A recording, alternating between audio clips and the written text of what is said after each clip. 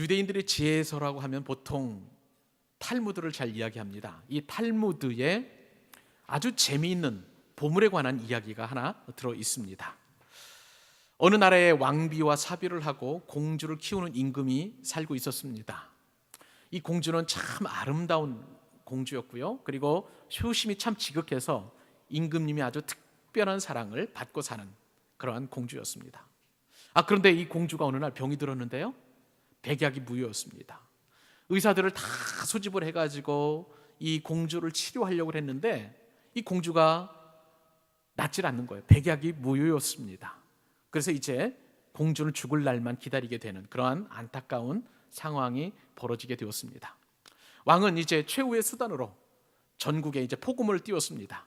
그래서 이 공주의 병을 고쳐주는 사람은 왕의 사위로 삼을 뿐만 아니라 왕이 죽은 이후에 왕이 되도록 그렇게 왕위를 물려주겠다는 포고문을 이제 전국 방방곡곡에 남겼습니다. 근데 이 궁전에서 좀 멀리 떨어져 사는 그 농촌 마을에 이제 한 형이 있었는데요, 그 형이 망원경을 가지고 딱 보니까 포고문이 보이는 거예요. 나라에 이제 큰 문제가 생겼구나 싶었습니다. 사실 이 망원경을 가지고 있는 그 집에는 삼형제가 있었는데 삼형제는 다 보물을 가지고 있었어요. 큰 형은 먼 곳을 볼 수 있는 망원경이 있었고요, 둘째 형은 아무리 먼 곳이라도 신속하게 날아갈 수 있는 양탄자를 가지고 있었습니다. 그리고 막내 동생은 이제 어떠한 병이라도 나을 수 있는 사과 한 개를 가지고 있었습니다. 형이 그 망원경을 통해서 폭음을 보니까 나라에 변고가 생겼잖아요. 그래서 둘째 형의 그 양탄자를 타고 궁궐을 속히 날아가서 이제 숨이 멎어가는 왕비에게 사과를 한 입 베어물게 했습니다. 그런데 그 사과를 먹고 난 공주가 마치 잠에서 일어나는 것처럼 기지개를 펴면서 일어나게 되었어요. 그 광경을 목격한 임금과 신하들은 큰 축하를 하면서 이제 나라에 이제 잔치를 벌이게 되었습니다. 근데 그 잔치 도중에 왕에게 한 가지 고민이 생겼어요. 과연 누구를 사위를 삼아야 할까 하는 점이었습니다. 여러분 같으면 어떻게 누구를 사위로 삼겠습니까? 만약에 이 큰 형의 망원경이 없었으면 그 폭음을 못 봤을 것이고요, 또 양탄자가 없으면 이제 신속하게 날아와서 공주를 살리지 못했을 것이며, 또 막내 이 사과가 없었으면 공주는 틀림없이 죽었을 것입니다. 여러분 같으면 누구를 사위를 삼았겠습니까? 왕은 신중에 신중을 거듭해서 이제 한 사람을 택했는데 바로 막내를 택하게 되었습니다. 왜 그랬을까요? 그 이유가 무엇일까요? 망원경과 양탄자는 계속해서 보물로 남아 있을 수 있었지만, 그러나 이 막내의 사과는 공주를 위해서 바쳤기 때문에 더 이상 이제 보물로서의 가치는 없는 것이죠. 보물을 완전히 상실한 것이죠. 그래서 왕은 자신의 최고의 보물인 공주를 이 막내 아들과 결혼시켰다는 그런 이야기였습니다. 여러분, 이런 이야기는 도대체 어떤 교훈을 우리에게 주려고 하는 그런 목적이 있을까요? 사람마다 다 보물이 있다는 거예요. 다 다른 보물입니다. 누구에게나 다 보물이 있다는 것입니다. 어떤 사람에게는 돈이 보물이 될 수 있고요, 어떤 사람에게는 명예와 학위가 보물이 될 수 있습니다. 어떤 사람에게는 자식이 보물이 될 수 있습니다. 제가 예전 교회를 섬기면서 대장암 수술을 받고 난 분의 가정을 신방한 적이 있었는데, 그 가정을 보니까 약이 산더미예요. 건강 보조식품도 있고 또 실제로 그 항암하는 약도 있고, 그러다 보니까 제가 판단하기에는 그 약만 먹어도 배가 부를 정도로 그렇게 약이 참 많았습니다. 그분에게는 건강이 아마 보물이라고 생각이 됩니다. 저는 우리 교회 안에도 성도들도 이제 보물을 가지고 있다고 생각하는데, 제가 그 안집사님과 신권사님을 뵈면 리아가 보물이에요. 두 분이 리아를 바라보는 그 시선은 참 따뜻합니다. 이런 보물이 어디 있을까 싶을 정도로 참 귀하게 여기는 그 모습을 통해서 저도 도전을 받고 리아가 참 사랑을 많이 받고 있구나라는 그런 생각을 갖고 있습니다. 소중한 보물은 사람마다 다 다르지만은요, 누구나 하나씩은 다 보물을 가지고 있습니다. 지난주에 우리는요, 보물에 관한 이야기를 하나 듣게 되었습니다. 누구나 다 돈을 보물처럼 여기는데, 그런데 그 보물에 관한 그 이야기를 들으면서 도대체 이 보물, 즉 이 돈을 어디에 보관할까 하는 그 문제를 우리가 살펴보게 되었습니다. 예수님께서는 오늘 본문에서 어떻게 말씀하시냐면요, 19절, 20절, 21절, 그리고 22절, 23절까지 보면 보물에 관한 말씀을 하시다가 오늘 본문인 24절에 보니까 이 보물을 어떻게 표현했냐면 재물로 이렇게 표현하고 있습니다.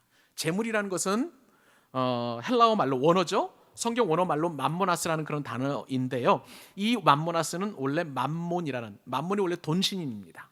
돈의 신인데 이 돈의 신에서 유추되어서 나온 단어가 바로 이 맘모나스인데, 즉 보물을 재물로 말씀하신 주님은 이 재물을 바로 돈으로 규정해서 말씀하고 계시는 것이죠.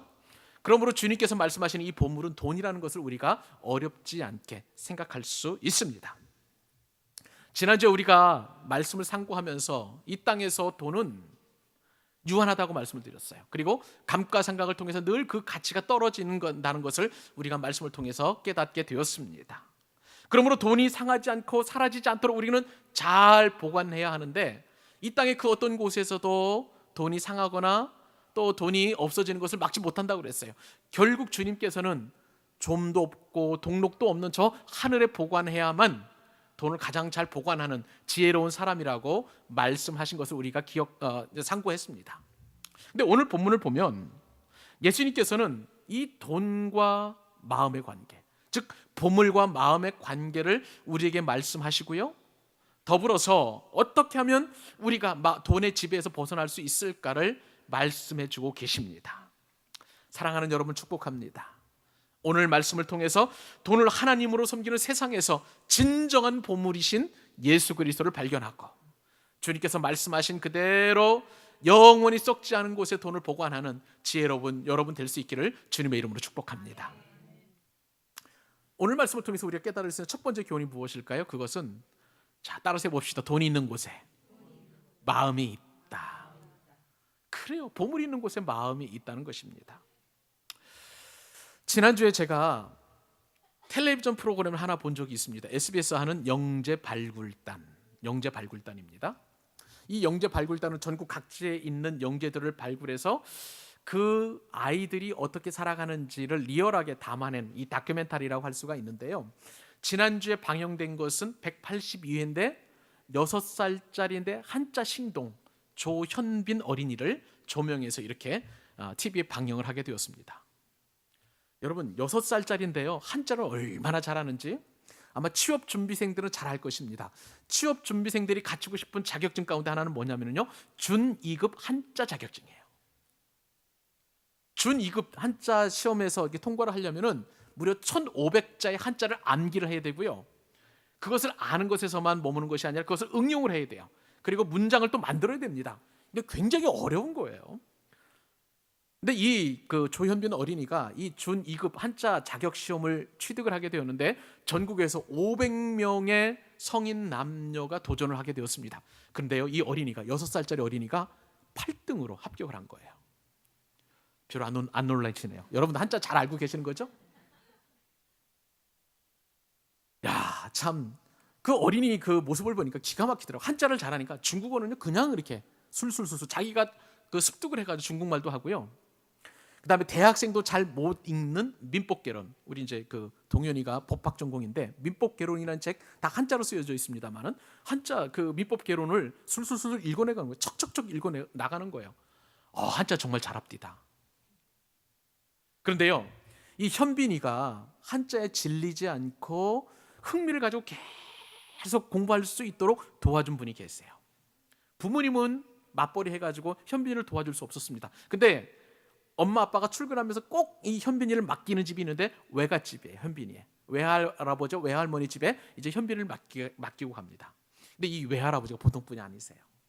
현빈이에게 예절 교육을 시키고요, 현빈이에게 한자 공부를 시키는데 이제 노는 것도 한자를 가지고 노는 거예요. 네모난 한자 카드를 가지고 이게 뭘까? 그러면은 하늘천입니다.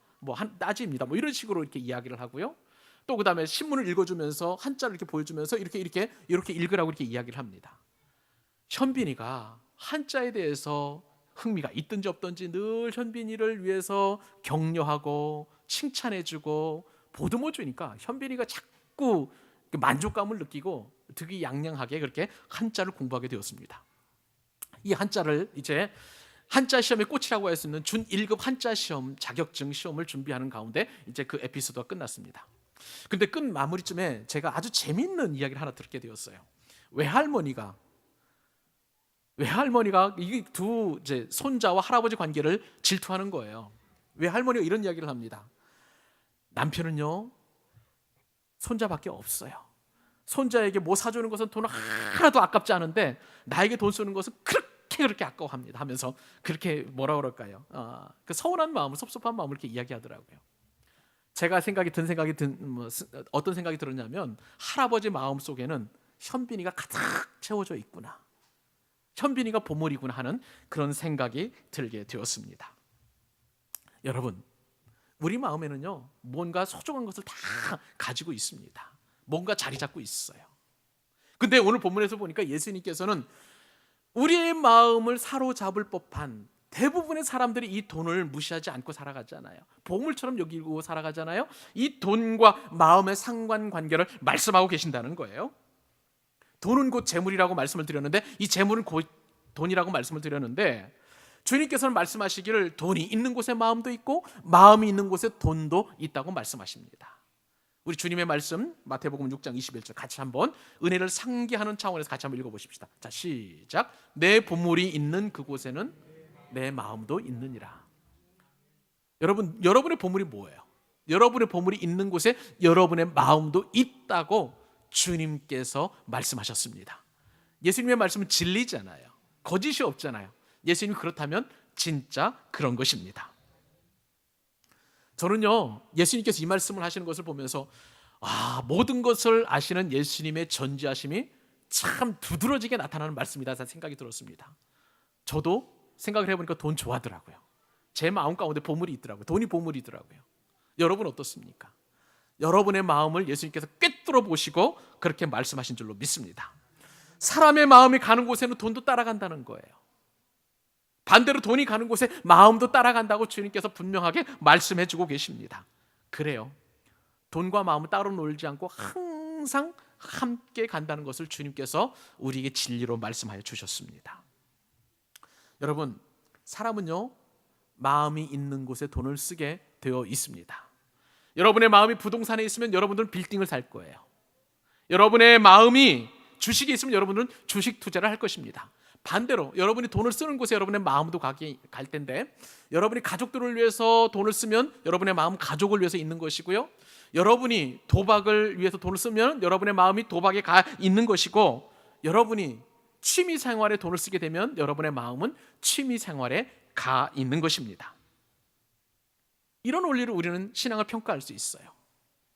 돈은 신앙의 중요한 그런 바로미터라고 할 수가 있는데, 말보다도 돈을 쓰는 것을 보면 여러분의 마음의 중심이 과연 신앙적인지를 생각해 볼 수 있습니다.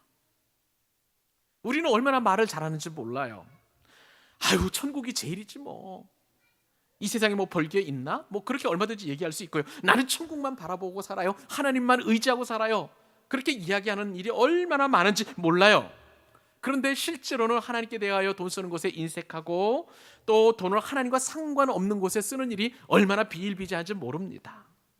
유흥비로 탕진할 수도 있고, 향락과 그리고 도박에 돈을 쓸 수도 있고, 친구들을 만나 술 사는 데는 인색하지 않으면서도 하나님께 대하여는 인색하다면 과연 나의 신앙생활이, 나의 마음이 하나님을 향하고 있는가, 그렇게 생각해 볼 수 있다는 것이죠.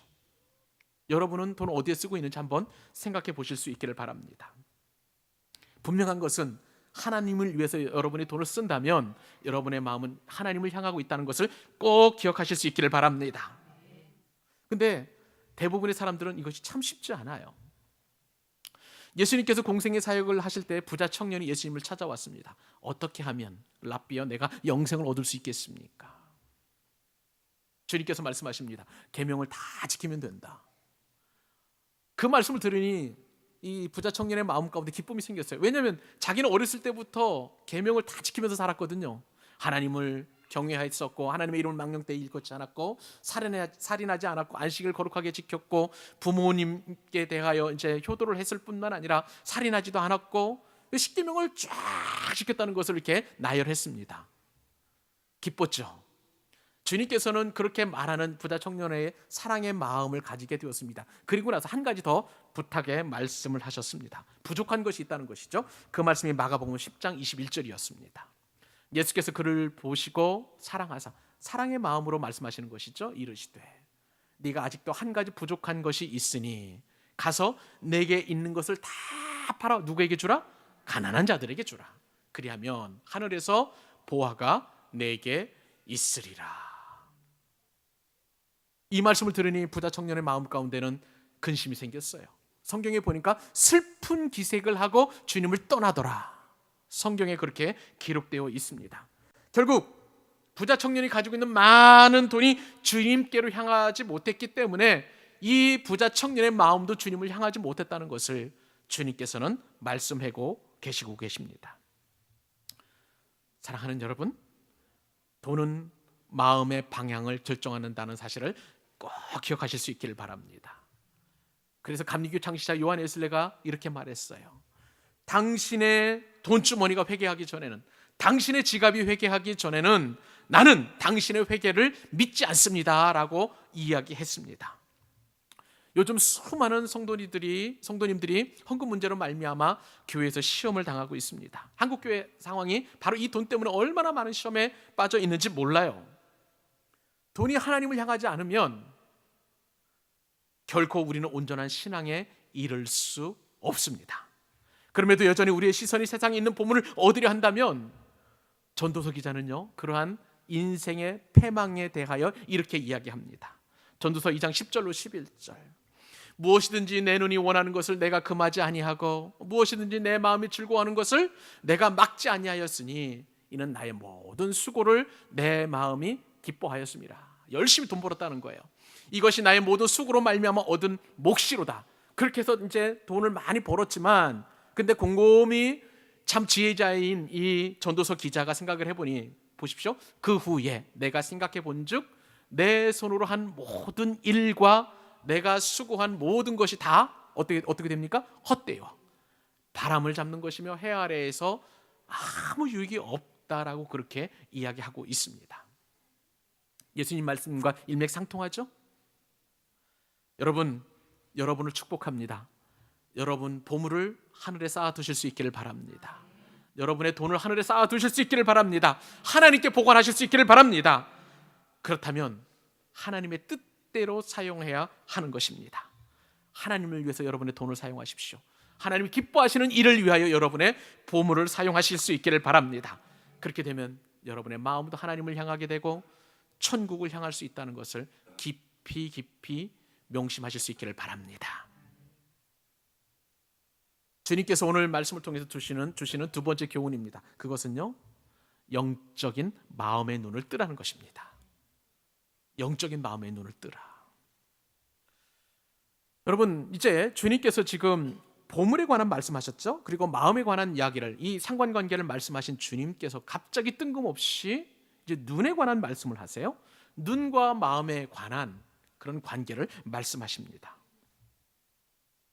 시력이 좋고 나쁨에 따라서 우리가 보는 것이 좋게 보일 수 있고 또한 잘 안 보일 수 있고 나쁘게 보일 수 있는 것처럼 예수님께서는 인생을 바라보는 영적인 눈이 밝은 자만이 올바른 곳에 자신이 가지고 있는 보물을 투자한다라고 말씀하시는 거예요. 마태복음 6장 22절로 23절 한 목소리 읽습니다. 자, 시작. 눈은 몸의 등불이니 그러므로 너의 눈이 성하면 온 몸이 밝을 것이요 눈이 나쁘면 온 몸이 어두울 것이니 그러므로 내게 있는 빛이 어두우면 그 어두움이 얼마나 더하겠느냐. 주님께서 말씀하신 이 눈은 우리의 마음을 은유적으로 표현한 거예요. 그러므로 주님께서 말씀하신 눈은 몸의 등불이니, 즉 마음은 몸의 등불이니, 이렇게 우리가 얼마든지 해석할 수 있는 것이죠. 주님께서 갑자기 보물 얘기, 돈 얘기를 하시면서 이 눈 이야기를 하는 것은 즉 사람의 눈을 어둡게 하는 돈의 특성상 돈을 가까이 하면 할수록 얼마든지 돈의 눈이 멀 수 있다는 것을, 마음이 멀 수 있다는 것을 주님께서는 경고의 말씀을 우리에게 주고 계시는 거예요. 사랑하는 여러분, 사람들은 왜 썩어질 곳에 이 땅에서 자꾸 돈을 투자할까요? 주님께서 진단하신 것은 영적인 눈이 어두워졌기 때문이라고 주님께서 말씀하고 계십니다. 영적인 눈이 어두워졌기 때문이라는 거예요. 여러분, 그러면 이 시간 주님께서 말씀하신 것처럼 우리는 이 영적인 눈을 밝혀야 될 줄로 믿습니다. 영적인 어두운 마음을 우리가 밝혀서 올바른 것을 바라보아야 될 텐데, 숙제예요. 어떻게 하면 우리가 이 올바른 것을, 우리의 눈을 밝혀서 밝은 것을, 영적인 것을 볼 수 있을까? 우리의 마음이 영적인 것에 향할 수 있을까? 그게 숙제인 것입니다. 성경은요, 두 가지 비결을 말씀해 주고 계십니다. 우리의 영적인 눈을 뜨게 하는 것, 우리의 영적인 마음을 열게 하는 것, 첫 번째 원리는 뭐냐면요, 우리의 눈이 말씀을 사랑하는 눈이 되어야 된다는 것입니다. 할렐루야. 영적인 마음, 영적인 눈을 말씀을 향해야 된다는 거예요. 저는요, 지난주 주일 오후에 성경 공부를 하면서 아주 아름다운 신앙의 고백을 듣게 되었습니다. 이행재 권사님, 올해 연세가 78살이신데요, 이 권사님이 공부 중에 이런 말씀을 하세요. 말씀 암송을 제가 이제 숙제로 계속해서 내드리는데, 권사님 이 말씀 암송이 안 된다는 거예요. 외우고 다 외웠는데 딱 돌아서면 갑자기 뭐였더라? 이렇게 생각이 된다는 거예요. 그러니까 막 답답하신 거예요. 그러다 보니까 권사님은 이제 이 말씀, 암송할 말씀을 주방에도 붙이시고, 뭐 때로는 화장실에도 붙이시고, 모르겠습니다. 냉장고에 붙이셨는지 어쩐지 모르겠지만 그렇게 붙이시면서 자꾸 반복을 하신다는 거예요. 그러면서 성경 말씀을 계속 암송하신다고 그렇게 말씀을 하게 되었는데, 저는 그 말씀이 얼마나 참 행복한지, 그 말씀을 듣고 제가 은혜를 받았는지 몰라요. 이렇게 말씀을 향한 권사님의 그 마음, 잠시라도 자꾸 말씀을 집중하려고 하는 그 마음이 바로 오늘 주님께서 주신 말씀처럼 우리의 영적인 눈을 밝히고 영적인 마음을 밝히는 그러한 과정이라는 것입니다. 성경은요, 이 원리를 누누이 강조해 주고 있습니다. 잠언서 7장 1절로 5절 말씀에 보면 잠언서 기자는 이렇게 자신이 마음을 말씀을 향하고 있다는 것을 알고 이렇게 고백을 합니다. 여기서 내 아들아, 여기서 내 아들은 여러분의 이름을 넣으셔도 됩니다. 여러분 한 분 한 분들 말하는 거예요. 내 아들아, 내 말을 지키며 내 말과 내 계명을 간직하라. 이것은요 다 하나님의 말씀이에요. 즉 내 말을 지키며 하나님의 말씀을 지키며 내 계명, 즉 하나님의 말씀을 간직하라. 하나님의 말씀을 지켜 살며 내 법을, 이것도 역시 하나님의 말씀이죠. 하나님의 말씀을 눈동자처럼 지키라. 이것을, 즉 하나님의 말씀이죠, 내 손가락에 매며 이것을 내 마음판에 새기라. 그 다음에 지혜도 역시 말씀이에요. 말씀에게 너는 내 누이라 하며, 말씀에게, 명철도 지혜 말씀입니다. 말씀에게 너는 내 친족이라 하라. 가까이 두라는 얘기예요. 그리하면 이것이 말씀이 너를 지켜서 음녀에게, 말로 부리는 이방 여인에게 빠지지 않게 하리라. 우리를 죄악 가운데서 지켜주신다는 거예요. 사랑하는 여러분, 하나님의 말씀을 늘 가까이 하고 우리의 마음을 하나님 말씀 가운데 둔다면 우리는 영적인 눈이 밝아져서, 우리의 마음이 밝아져서 하나님을 영원하게 하고 그 광명의 은혜를 우리가 경험하게 될 줄로 믿습니다. 우리는 지난 가을부터 성경 읽기를 하고 있습니다. 여러분 모두에게 다 과제를 드렸죠? 그래서 맥체인 성경 읽기표를 따라서 매일매일 정해진 성경 그 진도대로 읽기를 제가 권면해 드리고 있습니다. 여러분, 이건 우리에게 축복이에요. 보통 사람들이 우리가 성경 읽기를 다짐하는 때는 언제냐면요, 신년이에요. 이제 1월 1일부터 성경을 읽겠다 이야기를 하는데요. 자, 그런데 이게 작심 3일입니다. 그래서 우리 명재 형제의 말에 따르면 창세기만 몇 번 읽었다는 거예요. 더 진도가 안 나간다는 거예요. 혹시 여러분들 가운데 성경 읽기를 가을부터 시작을 했다가 지금 중단했다 할지라도 여러분 오늘부터 당장 읽어나가실 수 있기를 바랍니다. 적어도 우리는 축복이에요. 왜요? 다른 분들은 1월 1일부터 시작을 하지만 가을부터 시작한 분들은 이미 두 달이나 세 달 앞서서 읽기 시작했던 것이고, 설사 중간에 포기했다 할지라도 오늘부터 읽게 되면 적어도 다른 사람들보다는 20 며칠을 앞서가는 거예요. 할렐루야. 성경을 그래서 오늘부터 다시 읽어나가실 수 있기를 바랍니다. 여러분, 이것이 바로 우리들의 눈을 밝히는 거예요.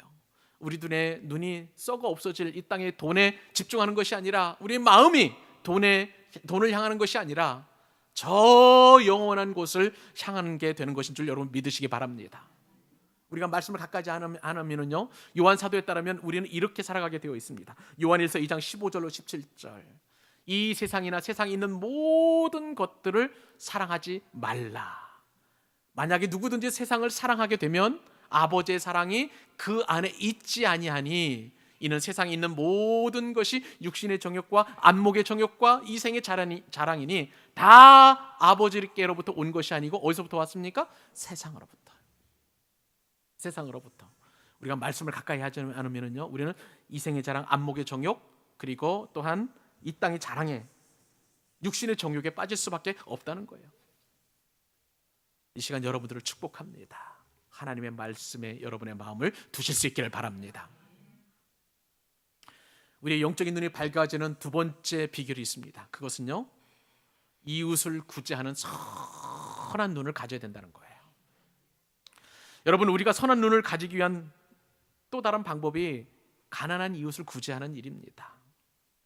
그것에 마음을 쓰는 거예요. 성경은 이런 사람을 일컬어서 어떻게 표현하냐면요, 아름답게 표현했습니다. 선한 눈을 가졌다고. 여러분이 저를 한번 보십시오. 제가 선한 눈을 가졌습니까? 아멘이십니까? 저는요, 우리 교회가 구제하는 일에 전념하는 교회가 될 수 있기를 바랍니다. 제가 누누이 제 교회 비전을 말씀을 드렸잖아요. 우리 교회 호의호식 그렇게 바람직하지 않아요. 원치 않습니다. 우리보다 더 가난하고 우리보다 더 어렵고 우리보다 더 힘든 분들을 위하여 구제하는 일에 전심을 다하고 싶습니다. 그런데요, 성경 말씀에 따르면 구제하는 것이야말로 선한 눈을 가진 사람이요, 구제하지 않은 것은 악한 눈을 가진 것이라고 아예 성경에서 이렇게 판별을 해놓았어요. 잠언서 말씀 보실래요? 잠언서 22장 9절 말씀입니다. 선한 눈을 가진 자는 무엇을 받습니까? 복을 받으리니. 저는 여러분들 복을 받기를 원합니다. 선한 눈을 가진 여러분은 복을 받으리니 이는 양식을 어떻게 해요? 가난한 자에게 주민이라. 할렐루야. 반면에 악한 눈을 가진 사람 보십시다. 악한 눈이 있는 자는 재물을 얻게만 급하고 빈궁이 자기에게로 임할 줄을 알지 못하느니라. 우리가 구제하지 않으면요, 내가 돈을 많이 번 것만 같은데 이 말씀에 따르면 빈궁이, 가난이 내게 온다는 것을 깨닫지도 못한다는 거예요. 저와 여러분은 하나님의 자녀입니다.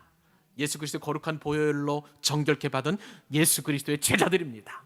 하나님의 백성과 하나님의 자녀와 예수님의 제자인 저와 여러분은 하나님께서 우리를 긍휼히 여기신 것처럼 가난한 사람과 어려운 사람을 긍휼히 여겨야 될 줄로 믿습니다. 이런 눈을 지닌 성도들은 모든 것이 합력하여 선을 이루시는 하나님의 은혜와 능력과 그 복을 받게 될 줄로 믿습니다. 그러므로 우리는 가난한 사람에게 마음을 집중할 때 우리의 눈이 선해지고 우리의 영적인 눈이 밝아질 뿐만 아니라 우리의 마음이 하나님께로 향한다는 놀라운 비결을 깨닫고 가난한 이웃을 돕는 일에 전심하는 우리 광교 사랑하기 교회 될 수 있기를 주님의 이름으로 축복합니다.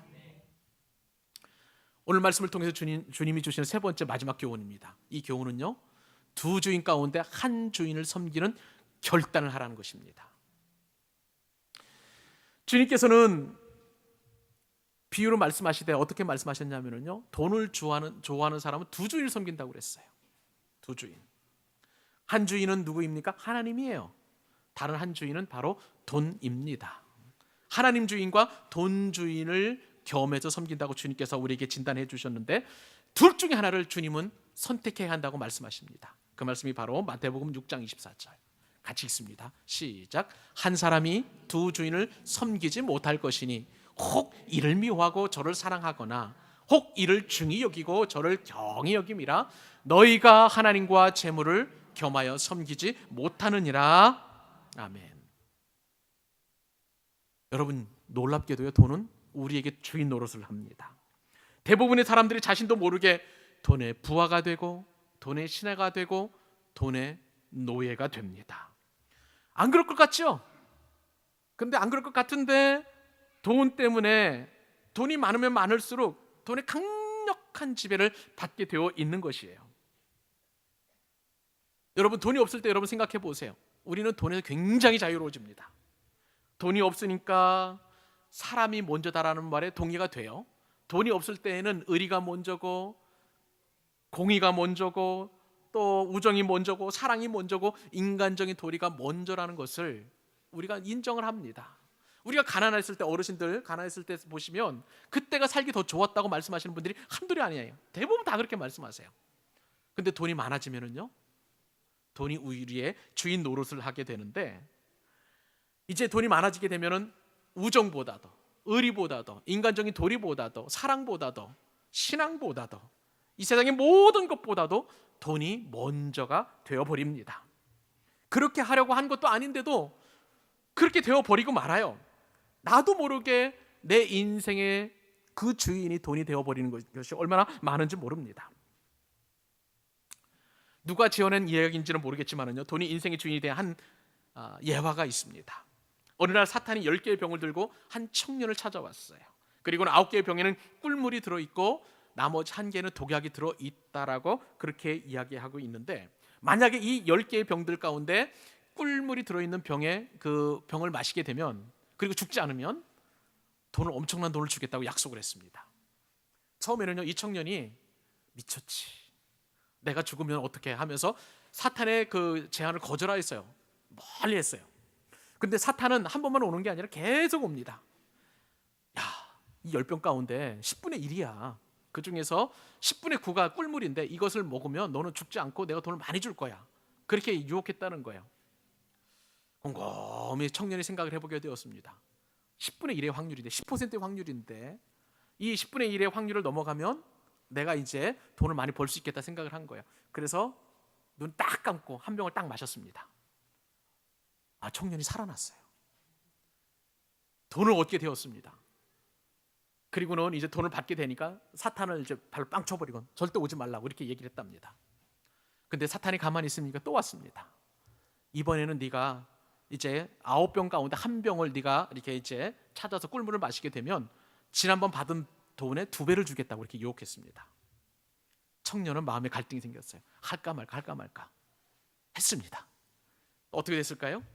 청년은 죽었을까요? 살았을까요? 살았어요. 그래서 돈의 2배를 받게 되었습니다. 돈이 많으니까요, 갑자기 없던 돈이 생기니까 청년은 어떻게 했냐면 술을 마시기 시작했어요. 그리고 이 돈을 그냥 거침없이 쓰기 시작했습니다. 나중에는 마약 중독까지 되었습니다. 돈이 또 없잖아요. 사탄이 또 가만히 있나요? 또 왔어요. 이제는 7병 가운데 8병인가요? 8병 가운데 1병을 또 찾으라고 얘기했습니다. 그런데 운이 좋게도 또 그 청년은 꿀물이 든 병을 찾고 또 돈을 많이 받게 되었어요. 자, 이제는 그런 일이 반복이 되다 보니까 이제는 마음에 이제 점점 죽음에 대한 두려움도 사라지게 되었어요. 그리고 자꾸 찾아가지고 돈을 많이 벌고 또 왕창 다 쓰고 마지막에는 2병 남았습니다. 이제 꿀물 1병과 이제 독약 1병이었습니다. 도박을 해야 되잖아요. 청년은 어떻게 했을까요? 마지막 1병 더 취해서 먹었는데 그 병도 꿀물 병이었습니다. 이제는 의기양양해진 청년이 사탄에게 이야기합니다. 나는 이겼어. 끝까지 살아나고야 말았어.